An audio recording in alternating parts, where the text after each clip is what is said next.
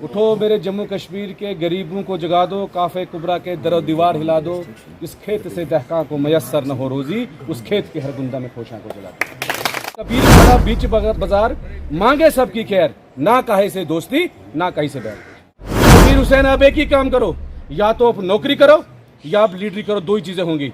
मैंने ऐसी नौकरी, मैं आपके मुंह पे बात, उसी टाइम मैंने अपनी 2020 में अपनी नौकरी रिजाइन करके सरकार के मुंह पे मारी है। भगत सिंह ने कहा था, जब महात्मा गांधी ने कहा था, जब अशफाकुल्लाह खान ने कहा था, मुझे पता है कि भारत देश आजाद होगा, उनको यकीन था कि आजाद होगा, लेकिन आजाद होने के बाद इस देश की भागदौड़ किसके पास जाएगी, वो उनकी चिंता थी। और मुझे लगता है कि वो सही चिंता थी, क्योंकि आजादी के बाद जो देश है वो लुटेरों के हाथ में आया है। वो एनसी है, वो पीडीपी है, वो भारतीय जनता पार्टी है, या वो दूसरी पार्टी है। इस पर बता देना चाहता हूं कि आप जम्मू कश्मीर का मजदूर किसान है, आपके 500,000 रुपए बिकने वाला नहीं है। इस बार आपके ताबूत में आखिरी कील ठोकने वाला काम यही वीडीसी, यही एसपीओ और यही यहाँ का नौजवान जम्मू कश्मीर का यूथ करेगा। साथियों बोलिए, आपके यहाँ से चुनाव चल रहा है, इतनी कंपनियां काम कर रही है यहाँ पे, क्या किसी लीडर ने बात की कि हमारे लोकल साथी को यहाँ पे आप लेबर पे लगाओ? किसी लीडर ने बात की? मुझे बात बोलिए।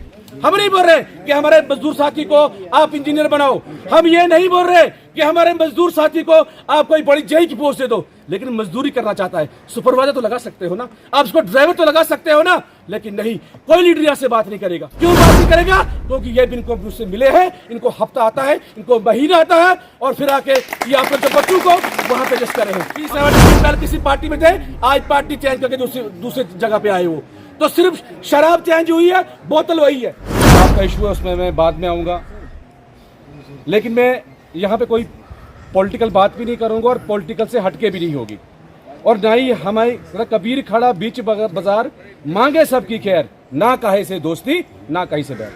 इस वक्त सीधा सवाल जो है एडमिनिस्ट्रेशन से हमारा है कि अगर वो वीडीसीज हैं, वो एसपीओज हैं, या वो डेलीवेजर्स हैं, वो कंट्रेक्चुअल्स हैं, मैं आपको बोल दूं कि मैं तनवीर हुसैन में जम्मू कश्मीर पीएचडी एसोसिएशन का 10 साल प्रेसिडेंट रहा हूं, आल डिपार्टमेंट की लड़ाई लड़ी, और सिर्फ एक बात के ऊपर, जब हम चीफ सेक्रेटरी से हमारी मीटिंग थी और चीफ सेक्रेटरी ने उस टाइम हमें ये बोला कि तनवीर हुसैन आप एक ही काम करो, या तो आप नौकरी करो या आप लीडरी करो, दो ही चीजें होंगी।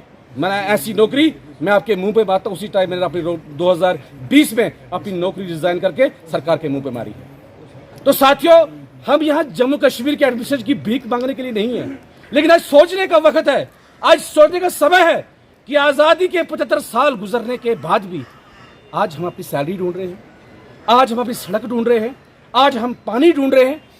सोचने का विषय है कि 75 साल देश को आजाद हुए हुआ है, आज भी हम लोगों को इंसाफ नहीं मिल रहा है, आज भी हम लोग उसी दहाने पे खड़ा है। आज भी मेरा साथी वो पहाड़ी चढ़ के वो राशन ले रहा है, अपने बच्चों को वहां दे रहा है, क्या उसको अच्छी एजुकेशन मिल रही है? नहीं। क्या उसको वहां पे हेल्थ फैसिलिटी है? नहीं है। हमारे यहाँ जितने भी पॉलिटिशियन, मैं किसी एक पॉलिटिशियन में बात नहीं करूंगा, जितने भी पॉलिटिशियन यहाँ 1947 से लेकर आज तक रहे हैं, सिर्फ और सिर्फ अपने घर बने, अपने बच्चों को यहाँ से लेकर जम्मू में पढ़ाया, विलायत में पढ़ाया, दिल्ली में पढ़ाया, लेकिन मेरे मजदूर, मेरे किसान का बच्चा वो आज भी यहाँ बेचारा जो है वो मजदूरी कर रहा है, वो खचरे ढो रहा है, इसके साथ इंसाफ नहीं हुआ है। साथियों, ये छोटे मोटे इशू है, ये सैलरी आज आएगी कल आएगी, ये बनती रहेगी, सरकार किसकी आई किसकी नहीं आई ये बनती रहेगी, लेकिन सोचने का विषय है साथियों, आपको उठ खड़ा होना होगा। पूरा हिंदुस्तान जो है वो लुटेरों के हाथ में, चाहे कोई भी सरकार है वो यहाँ पे रही होंगी, वो लुटेरों के हाथ में आया है। इस देश को उन लुटेरों से छुड़ा के जम्मू कश्मीर या पूरे हिंदुस्तान की उन नेताओं, ईमानदार नेताओं के हाथ में देना है जो सपना शहीद भगत सिंह ने देखा था। क्या वो फांसी पे इसलिए झूला था कि आज उसकी आत्मा ये देख रही है कि जिस वीडीसी ने अपनी जान गंवाई है, जिस वीडीसी ने, जिस एसपीओ ने, जिस डेंजर साथी ने अपनी जान गंवाई है और अपनी जान अपने गांव की रक्षा की है, अपनी परिवार की रक्षा की है, वो कहीं काम करने के काबिल भी नहीं है, वो कहीं दूर काम को भी जा सकता है, क्योंकि उसके हथियार घर में कल को यही सरकार के ऊपर इलेक्शन लगा के उसको जो उसके ऊपर एफआईआर भी लगा सकती है। तो इतना कुछ करने के बाद भी आज वो सैलरी की तरफ रहे।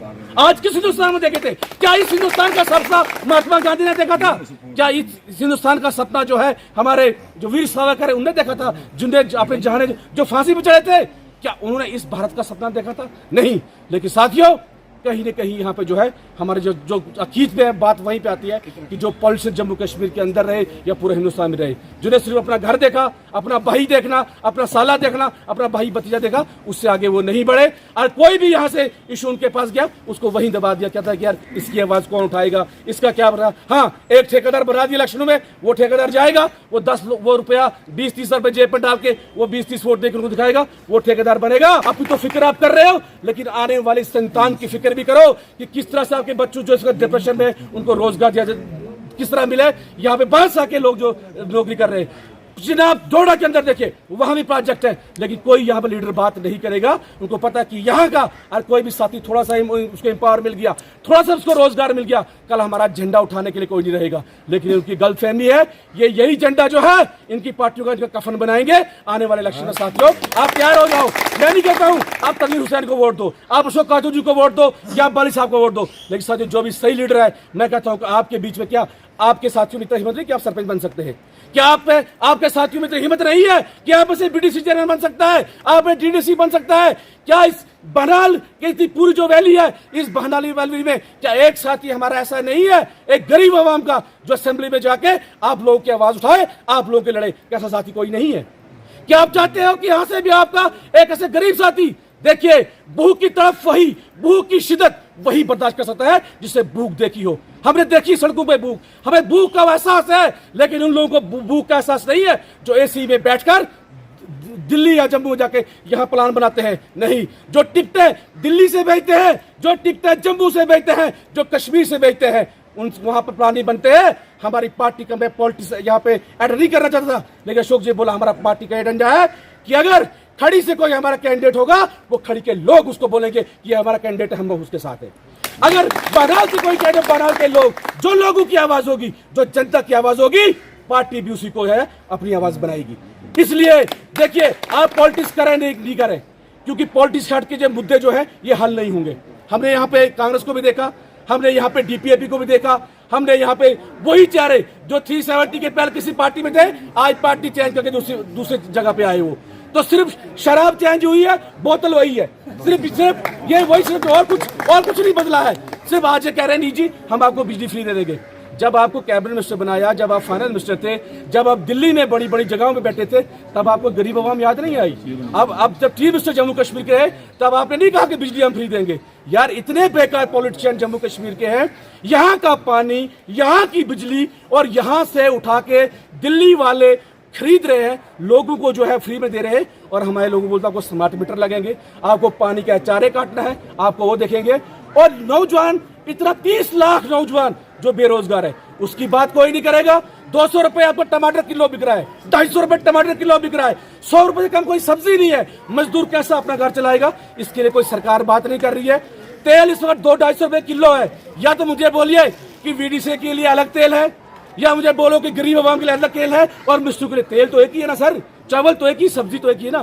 तो कैसे ये लोग अपना गुजर बसर कर रहे हैं? इस पर कोई बात नहीं करेगा। हाँ, ये बात करेंगे पाकिस्तान से सीमा हैदराबादी जी, उसका मोबाइल कहाँ पे है, उसने ये किया। मुझे शर्म आता है आज की गोदी मीडिया पर जो नौजवानों की बात होते हैं, वहां से पाकिस्तान से क्या हो रहा है। कबूतर उड्डा जी कहाँ पहुंचा, उसने क्या किया? यार, जम्मू कश्मीर की आपकी जनता मर रही है, आपके हिंदुस्तान के नौजवान परेशान है, कोई बात करने के लिए तैयार नहीं है मेरे साथियों।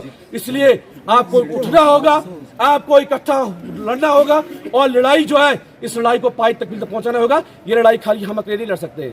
ये बाली साहब, कातरू साहब, या हमारे स्टेट प्रेसिडेंट वो लड़ाई नहीं सकते। ये सब लोगों ने मिलकर हमें लड़ाई लड़नी होगी, और फिर जाके हम जो है वो, क्योंकि हमने काफी संघर्ष किए हैं, हम संघर्ष से निकले हुए लीडर हैं, हम पैराशूट के जरिए पॉलिटिक्स में नहीं आए हैं। हमें मजबूर कर दिया यहाँ की सरकारों ने, हमें मजबूर कर दिया यहाँ के पॉलिटिशियन लोगों ने कि गंदे जो सियासत जो है इसको गंदगी। साथियों, अगर गंदगी साफ करनी है तो गंदगी में उतरना पड़ेगा। अगर मगरमच्छ से लड़ाई करनी है तो पानी में उतरना पड़ेगा। इसके लिए आप तैयार हो जाओ और दिखा दो इस बार पावर इनको, अपनी वोट की, अपनी ताकत, और इनको यहाँ से उठा के लखनपुर से पार करने का काम आप करो। उसके अलावा बाकी जो दूसरा काम आप ये कहते हैं कि वीडीसी का जो मसला है, वो भी हम अशोक जी ने बोला कि सुप्रीम कोर्ट तक जाना होगा, हम सुप्रीम कोर्ट तक जाएंगे। अगर दिल्ली जंतर मंतर तक जाना होगा, हम दिल्ली जंतर मंतर तक जाएंगे, और हम हर जगह जो है इस आवाज को पहुंचा के जो भी आपका मसला है उसको हल करेंगे।